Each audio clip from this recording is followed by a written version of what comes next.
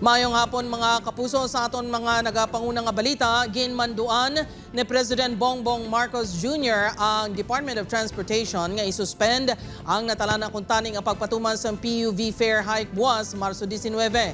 Sunod sa presidente, hindi subong ang nagakaigo nga tion para magpasaka samplete bangon sa gyera sa Middle East. Mas importante nga buligan ng mga commuter kag tanan nga nagagamit sa transport system. Ginmanduan man sa presidente ang DOTR nga padasigo na ang implementasyon sang libre sakay. May bulig man nga ihatag sa transport workers. Nagpasalig si BBM nga ginahimo sang gobyerno ang tanan nga pamaagi para mapahaganhagan ang epekto sang pagtaas ang presyo sang gatong sa mga Pilipino.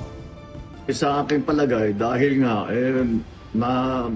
may problema pa rin tayo dahil sa gera sa Middle East, ay sabi ko siguro hindi ito ang panahon para magtaas ng pamasahe para sa ating mga kababayan.